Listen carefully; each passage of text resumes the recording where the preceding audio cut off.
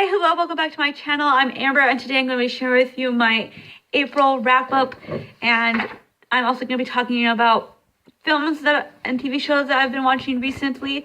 So I really want to get back into talking about films alongside my books too, and the way I'm going to be doing videos from now on is it's going to be every other week, because every other week I'll be out of the house on Saturdays, and Saturdays are like the one day that I can freely film with no interruptions from people.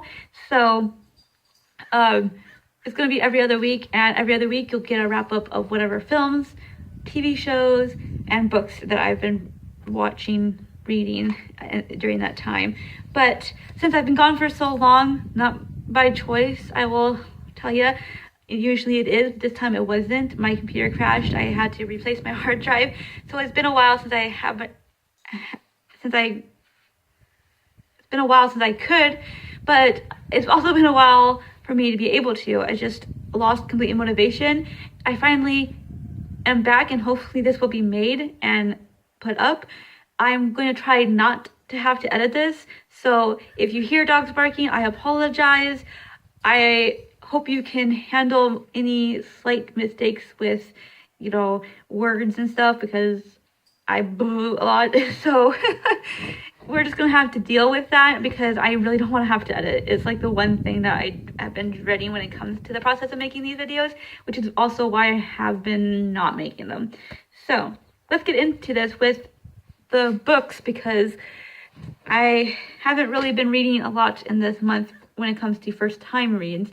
So the only book that I actually read and finished this month was Persepolis, which is a graphic memoir by Marjane Satrapi. This is her memoir about living in Tehran during the Islamic Revolution, and how she was forced to leave in her high school years to Vienna, and then her eventually coming back to Tehran. I typically don't like graphic novels / comic books. I don't go in for the art aspect, which I've learned recently is the reason why I don't enjoy them as much.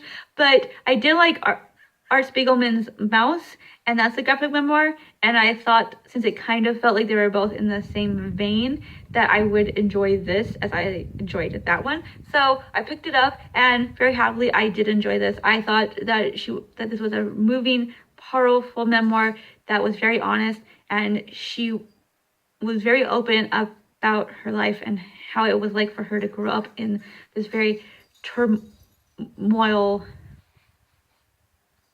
world that she was living in at that time.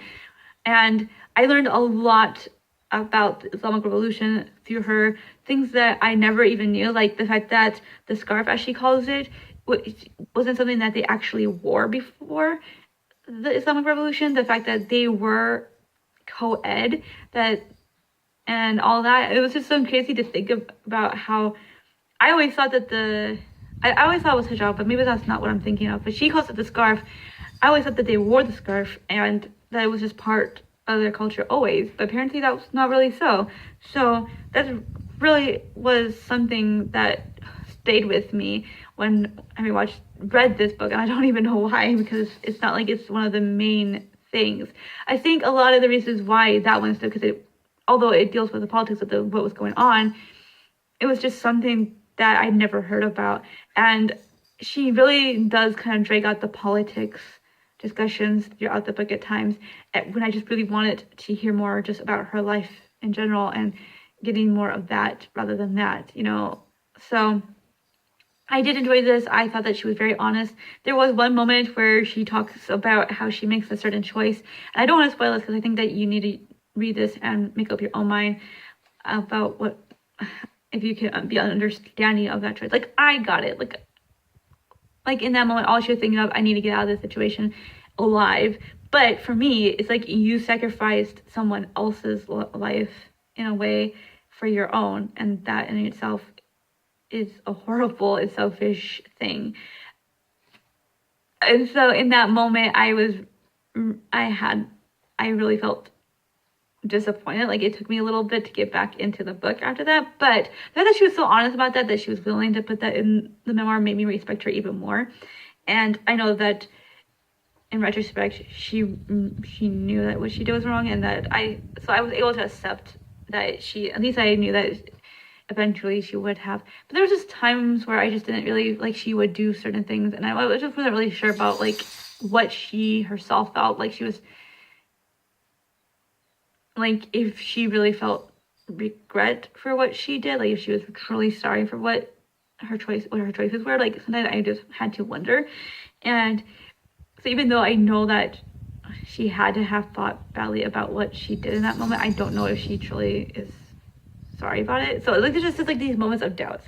But I did really learn a lot from this book, and I highly recommend it.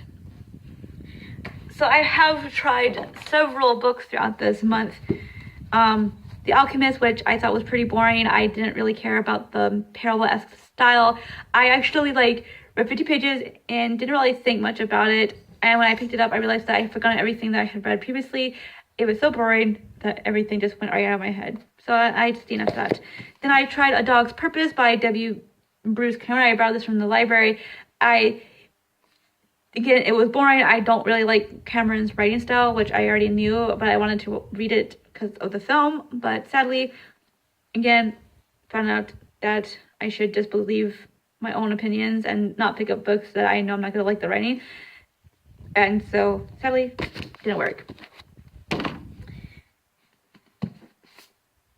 I'm not going to talk about that one because I didn't really read that one. I don't know why I put that in the pile. Anyways, the last book that I tried to read this month was The Secret in Their Eyes by Eduardo Sacheri.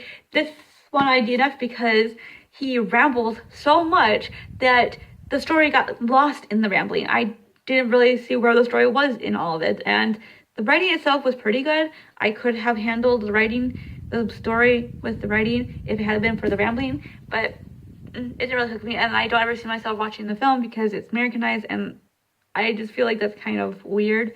Like, this is an Argentinian story, and the politics is Argentinian, and the politics plays a big part in the book. So I just don't know what to think about that, but I just don't have any interest in the film anymore, and sadly, I just didn't care for the book either.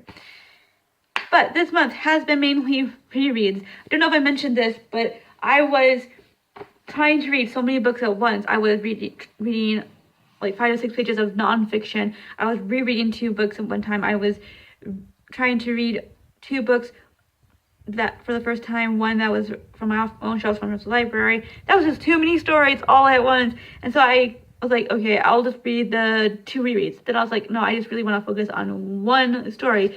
So I had to decide which reread I was going to focus in on. Now, if you've been watching my videos, you will know that I have always been constantly reading this series all the time. And you will know. I just lost my train of thought right there. But anyways, that series is Harry Potter. And so I read the first 2 books, Sorcerer's Stone and Chamber of Secrets, and these really beautiful additions. I really think that the illustrations added something to the story, and I just really loved the experience of reading these books. So I got this one for Christmas. I got Chamber of Secrets myself once I had finished reading this one, and I won't be able to get the 3rd one for a while because of things that are going on right now and with the family. So, but I do think that maybe June, July, I will be able to get the 3rd one. But by that time, I'll probably be done with that reread. But who knows? I'll be back to rereading it then anyways. Like, I just don't see myself ever not rereading the series. It's crazy to think about, but that's just the way I am lately. So, oh well. I read what I want to read. But anyways, I was rereading these alongside another series, but when I was deciding about which series reread I should focus in on, I decided to put this one off until I finished that series. And that series that I had decided to focus in on was the Anne of Green Gables series. I am on the 5th book, Anne's House of Dreams. I will be finished with this today, and I'll be moving on to Anne of Ingleside, there we go. And either today or tomorrow, depends on what I am feeling at the moment.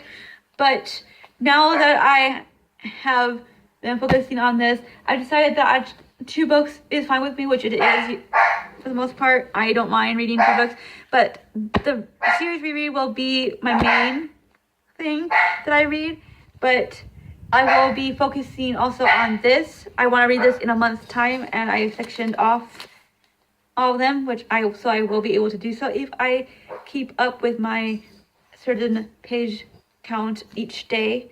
Fridays, which tends to be a day that I don't end up reading because I have so much happening on that day, so that's just the way it is. But for the most part, if I focus in, I should be able to read this in like maybe a month and a week if I'm only not reading on Fridays. But I want to try to read on Fridays too, because again, I just want to get this over with. I had actually started this a while back, and then I put it to the side, and so I decided that I might as well just restart it.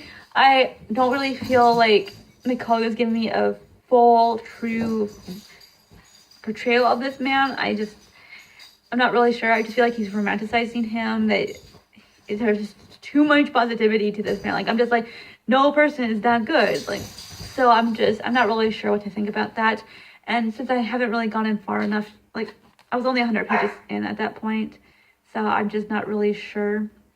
And you might think, wait, that's crazy to like be 100 pages in and then start over again. But I just didn't feel like I got enough out, and I really want to like highlight the important parts of as I'm going on with this, so that I can go back to them when I want to refer to certain things, when I mean other things, So I want that so I can refer to it. 'Cause I don't see myself rereading this, and I tend not to read nonfiction.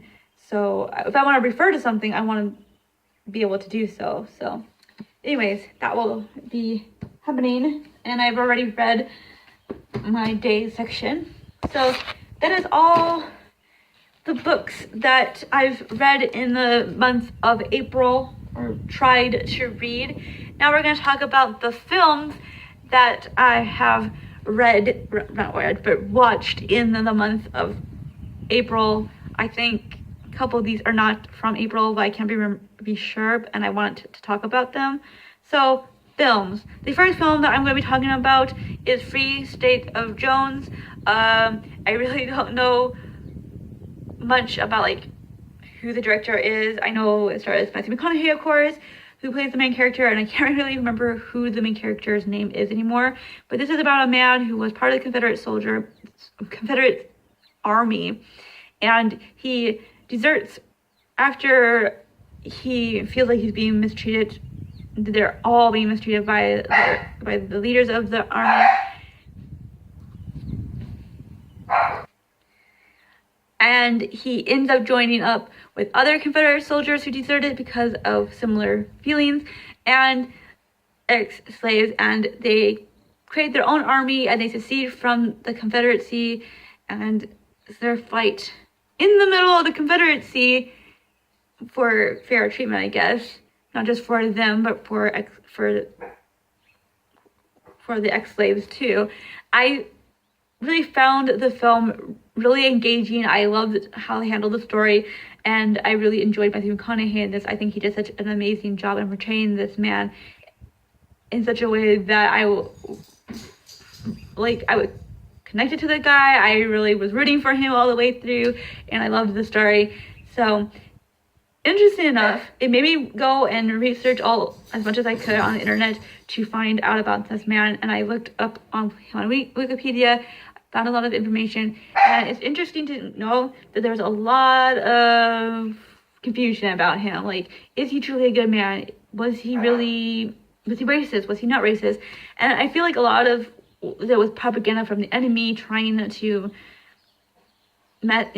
shadow this man's character. So, and it's so long ago, so like a lot of confusion is mixed up in all of this, like how much of what we know is true and what's false. And the fact is, he married a woman of color. I don't really see him being racist and being married to someone who is black. Like, I can't see that. It's something that doesn't jar right to me. If you're racist, could you really be married to somebody, you have a child with that person, and you have to live with them. You know, it's like I can't see that happening if you're racist.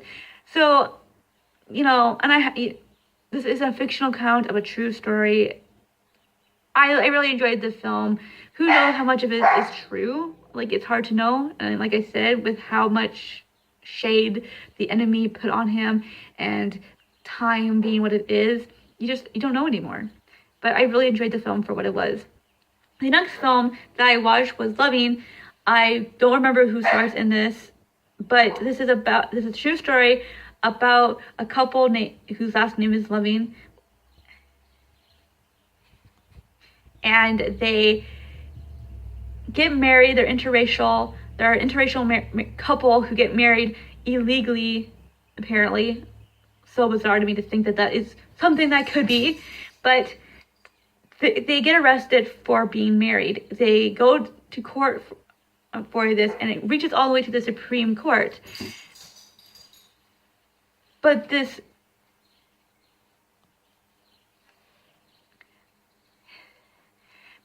film is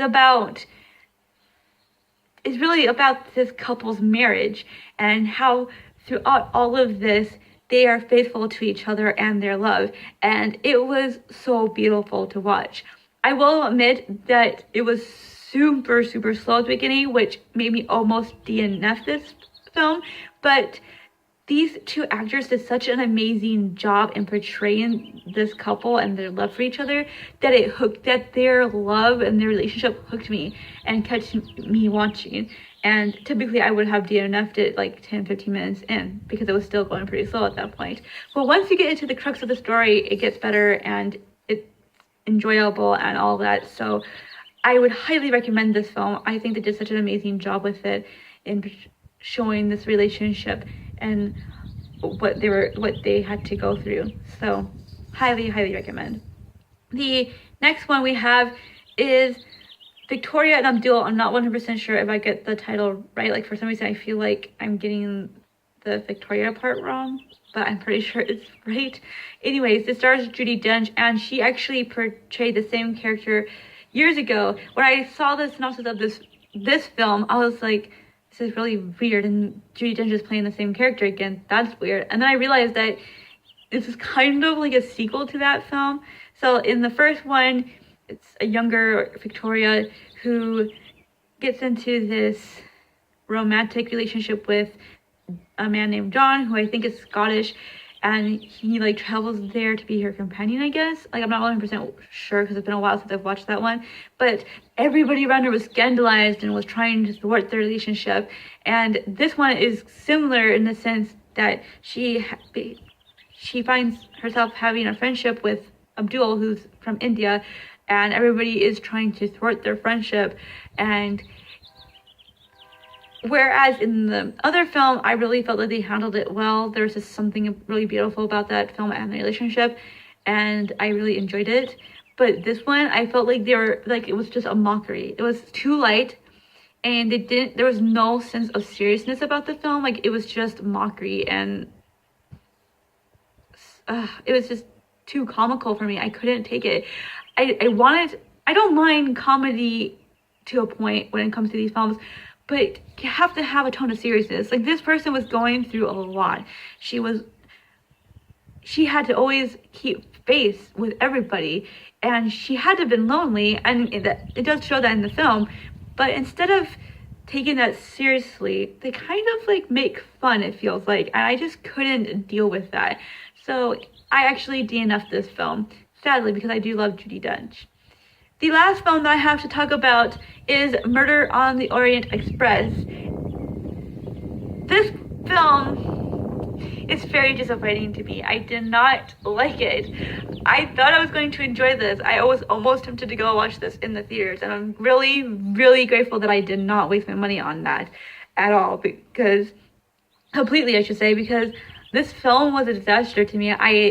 It starts off with the introduction of Hercule Poirot solving this case of this thing that's been stolen, and from the very moment we see, even before he introduces the case, I knew who did it. And this is the moment you're supposed to be like in awe of him, like everybody else in there was. Like, you're supposed to be like, oh my gosh, he's so amazing, he's so smart.